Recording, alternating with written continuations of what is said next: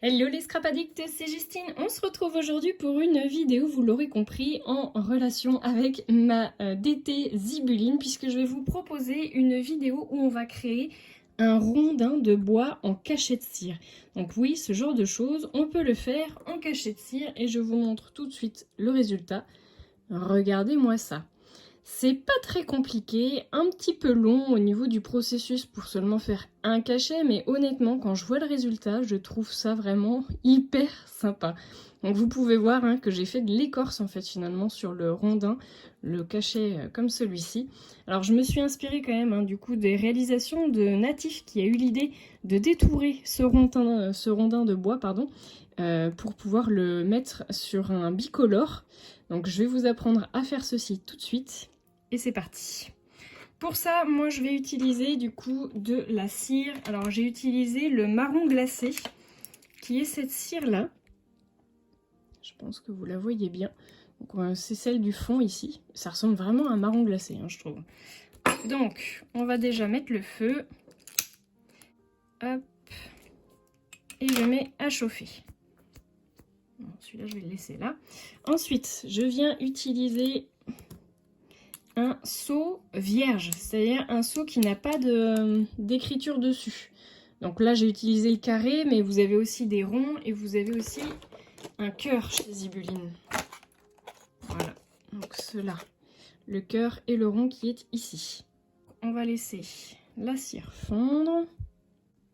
Une fois que votre cire est fondue, oui j'ai coupé parce que sinon on y est encore demain, mais voilà, là j'ai rien fait de plus que de laisser fondre la cire. Donc je la coule. Je racle avec la petite cuillère de chez Zibuline aussi. Voilà. Et je mets mon seau vierge. Je vais remettre ma cuillère à chauffer. Et cette fois, je vais venir utiliser... Alors, c'est les nouvelles boîtes de cire où il y a des pastilles très pastel. Des pastilles pastel. Je vais utiliser une comme ça, une comme ça. Et une un peu marronnée. J'en utilise 3. C'est simplement pour faire le cœur. Peut-être que 2, vous me direz, ça suffirait. Allez, je vais peut-être en mettre que 2, comme elles se ressemblent quand même pas mal, ces deux-là. Allez, je vais mettre les deux extrémités. Une claire et une foncée. Voilà. Ensuite, en attendant que ça fonde, là, je récupère mon petit seau ici. Donc, on s'en fiche qu'il ne soit pas très bien réussi.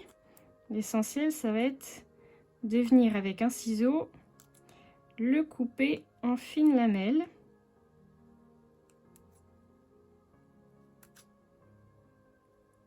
Alors, vous n'êtes peut-être pas obligé de faire tout le seau, de le couper en entier. Moi, ce que je vais faire, c'est que je vais venir récupérer les petites lamelles. On essaye de toutes les avoir en même temps. C'est limite de la cuisine. Voilà. Et je vais venir les recouper dans ce sens-là.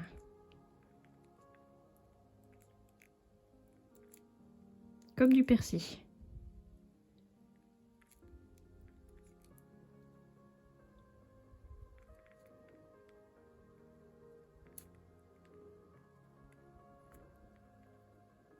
Voilà.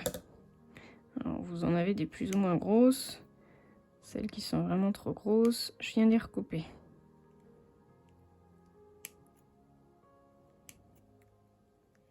Voilà. Donc on a finalement des petits confettis, des petites paillettes. Comme ceci. Donc je vais venir les mettre sur un côté. Et je vais venir couler la cire claire. Par contre, j'oublie pas, je change à ce moment-là la tête de mon seau pour remettre mon rondin. Et c'est parti pour le coulage. Il était temps de le couler.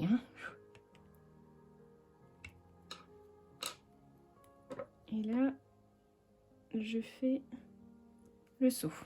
Ensuite, je vais venir remettre de la cire, cette fois un tout petit peu plus foncée. Elle est un peu orangée, elle n'est pas vraiment marron glacé. Je vais essayer de voir ce que ça donne du coup. Là, j'avais fait vraiment que du marron glacé. Mais là, je vais en mettre un marron glacé et 2 un peu cuivrés. Allez, c'est parti. Ça chauffe, dis donc. Ensuite, en attendant, hop, je vais récupérer mon rondin, pardon, que je vais venir découper.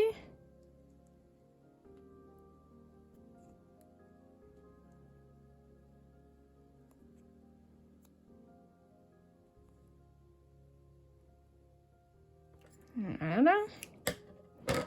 Donc, comme ceci. Et ensuite, alors je vais pousser ça. Les petits déchets, je les jette pas. Hein. Je les garde même ça, hein, je le jette pas. Je vais le garder pour en faire d'autres. Ensuite, j'ai vu une petite technique pour pouvoir mettre ceci sur votre cachet, que ça tienne bien. C'est en fait tout simplement la technique de le faire chauffer un tout petit peu au-dessus de votre flamme. Alors, je vais faire attention parce qu'il commence à faire des bulles là, celui-là. Je vais pas le laisser trop longtemps. Voilà, je vais l'enlever au niveau de la bougie. Sinon, on va avoir des soucis. Oh bah mince. Donc voilà, le but c'est de... Le but c'est de chauffer en fait finalement votre seau, votre tête de seau qui est en métal. Et en fait, bah, ça vient se coller dessus. C'est plus pratique parce qu'avant ça tenait pas toujours. Donc ça, je trouve que c'est une bonne technique. Petite astuce. Alors, je vais venir juste mélanger ça pour la faire un tout petit peu refroidir. Je pense que la couleur, elle va être sympa.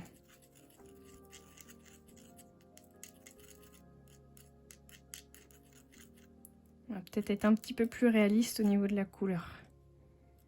Allez, zo. Ah mince, j'ai éteint la bougie, mais je vais en avoir besoin encore.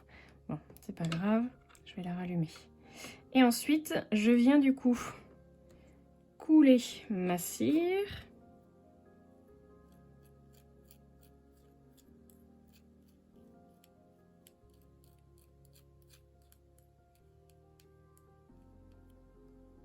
Voilà. Et je viens mettre mon seau. Alors essayez de pas trop appuyer pour pas qu'il soit trop enfoncé. Une fois qu'il est pris, hop, je le lâche. Je vais rallumer du coup parce que j'ai besoin d'avoir une flamme après. Je vais juste venir essuyer ça. Pour celles qui me demandaient avec quoi j'essuyais, j'ai un vieux pull. Je vous le montre si j'arrive. Voilà. J'ai un vieux pull qui me sert à essuyer mes cuillères. Et du coup, il faut juste le faire tant que la cuillère est chaude pour que vous puissiez bien enlever tout ce qu'il y a dessus. C'est plutôt pratique.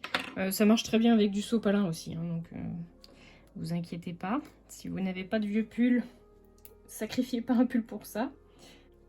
Alors, la petite cuillère, c'est pareil. Je fais exactement la même chose. Je vais la faire chauffer. Oula. Et hop, j'essuie. Voilà. Elle est nickel chrome. Alors, où on en est? Eh bien, c'est nickel, ça. On le récupère. Voilà. Il est vraiment très chouette. Et ensuite, je vais venir faire chauffer un tout petit peu le contour. Donc, je le mets au-dessus de la flamme, en faisant attention de ne pas se brûler les doigts. Vous pouvez aussi utiliser une petite pince. Je vais peut-être même d'ailleurs la sortir. Attendez. Voilà. En plus, c'est Zibuline qui a sorti cette pince. Donc, ce serait quand même dommage de ne pas en profiter. Ça va éviter de me brûler les doigts. Donc, je la mets un tout petit peu au-dessus de la flamme. Alors, faites attention de ne pas trop la mettre longtemps. Sinon, vous allez avoir des problèmes.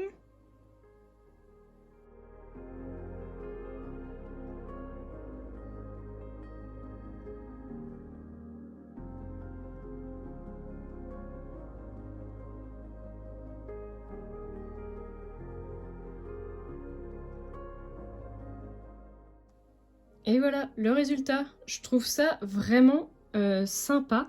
Alors, je sais pas laquelle version je préfère. peut-être la cuivrée quand même. Dites-moi vous ce que vous préférez, si c'est la version marron glacé ou si c'est la version cuivrée que vous préférez. Moi j'aime bien les deux, honnêtement. Alors la seule chose c'est que celui-ci je l'ai un petit peu moins enfoncé, ce qui fait qu'on a moins cet effet, vous voyez, de corolle autour. Je pense que vous le verrez. Vous voyez, il est vraiment plat comme un rondin, celui-ci. Voilà, bon, c'est à force de faire qu'on s'améliorera. Et par rapport du coup à un vrai rondin, bah, je trouve qu'on est plutôt pas mal, hein. Enfin, je trouve ça sympa. Dites-moi ce que vous en aurez pensé. Et puis, bah, n'hésitez pas à me laisser vos petits commentaires, vos pouces en l'air.